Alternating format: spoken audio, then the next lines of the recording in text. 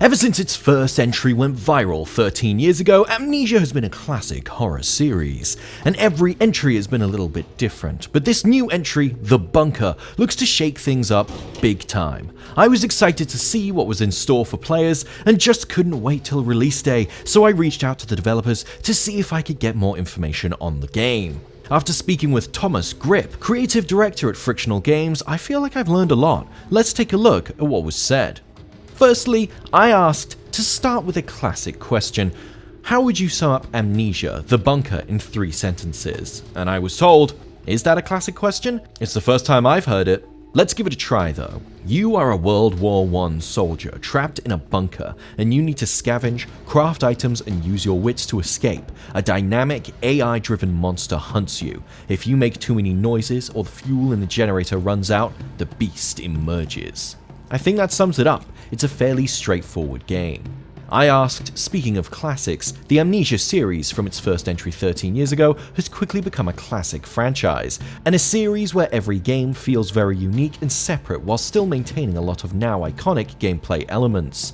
How do you manage to strike that balance? And what would you say to fans of previous titles who might look at this game and raise an eyebrow at how different it is to, say, The Dark Descent or A Machine for Pigs?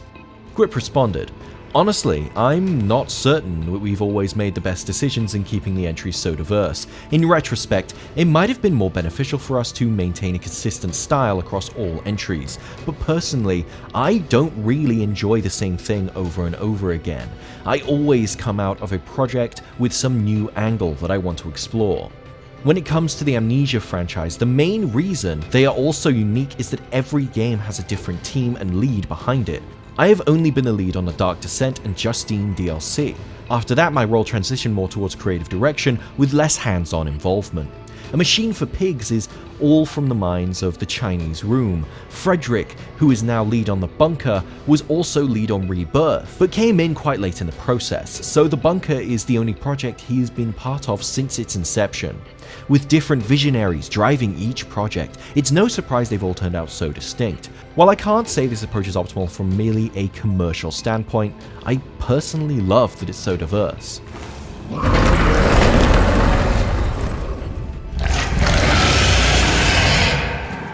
Next, I asked, I've already been playing some of the game, and like the other games in the series, it's perfect at capturing that terrifying feeling of being trapped somewhere with something awful, unable to fight back. This game adds in systems like the generator, which I won't say much about, but it adds another layer of unease to the player. Do you have any tips for how players can best survive the horrors they might encounter in the titular bunker? To which I was told, I'm glad you like all the negative emotions the games convey. It is always so weird when people praise our games for making them feel bad. However, that's also what I love about the horror genre. I'm still very proud of Steam reviews that read, could play 15 minutes and then I quit, great game. Even though it might not be the best strategy for achieving commercial value, player retention and all that, I think it is the right way to look at these horror games. Lean too heavily into the commercial aspects and you risk losing the essence of the vision. I really hope The Bunker becomes too much for people to handle too. That is when we know the game is successful. This game, more than any of our others, relies heavily on tension. In The Dark Descent, you can sort of sneak around at your own pace, read notes and so forth, but in The Bunker, you are constantly on edge. Searching rooms for too long can be costly. I think this might be too much for some players, but others are going to love it. The key to survival lies in this. Players should try to drop a few habits potentially formed from previous games. For instance, trying to find and read every single note. Instead, it is better to make a plan, try to stick to it, and then only do what you need to do. It's the same with hoarding and being overall too careful. In The Bunker, you really need to use the means you have. Don't save that grenade for later. Use it to fend off a monster attack or gain access to that map room. For the next question, I threw a bit of a curveball. I'm a huge fan of Soma. I think the writing and story in that game is maybe some of the best in gaming, but I've also noticed somewhat of a shift in the way Frictional's presenting the stories of their games since then. Did Soma have an impact on the way you tell stories, or was this more of a natural shift towards this style of presentation?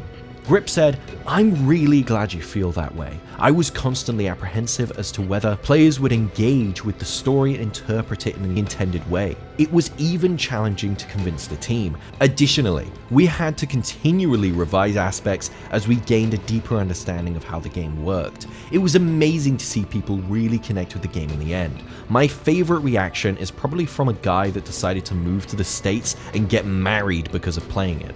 I think Rebirth turned out amazing in many ways, but it also might have been too scattered as it tried to both follow up the storytelling of Soma and combine it with the thrills of the Dark Descent. It would have been better to focus on a single aspect instead. Interestingly, we made a similar misstep with Soma, where there was this persistent pressure, at least I felt throughout development, to replicate the horror feel of the Dark Descent. I think we would have made a better game if that pressure was dropped, which was somewhat remedied in safe mode. With the bunker, there's a much sharper focus. Frederick, irritated with the linear encounters of Rebirth and general feedback that the game didn't live up to the previous ones in terms of horror, set out to create a more narrowly scoped experience. Our games have always strived to narrate the story as a first-person experience. Simplistically, the Dark Descent is, what if I am the bad guy? Soma explores am I conscious, and Rebirth confronts you with what is the value of an unborn life.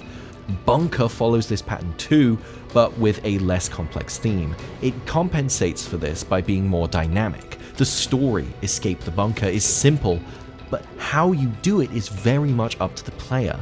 The game presents a world and a goal, and the player is tasked with figuring it out.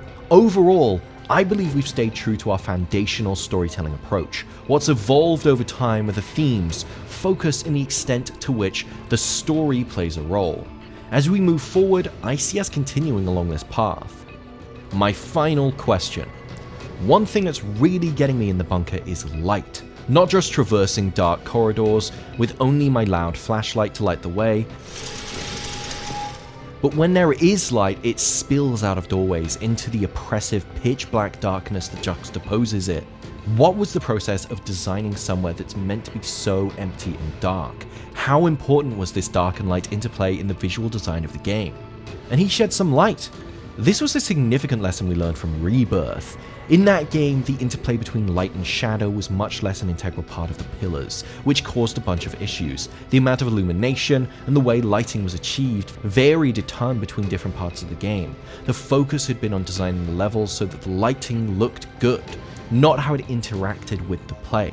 There were concerted efforts to try to rectify this, but it was hard to get right. The real problem lay in the foundations. It should have been taken into account from day one. In Bunker, this was taken into account from the outset. Consistent lighting across the game's world was a priority. Along this, it was made sure that the shadows were just dark enough and so forth. This task was made much easier since the game takes place in an underground bunker. For 99% of the time, we had complete control over the light sources present and the environments were fairly uniform. In my view, this tied to the biggest strength of the bunker as a project. The pillars and rules were all set out in the first few weeks. The entire team was on board early on, resulting in a very focused end experience. This is made much easier to make sure the game delivers a consistent vision when it comes to elements like darkness.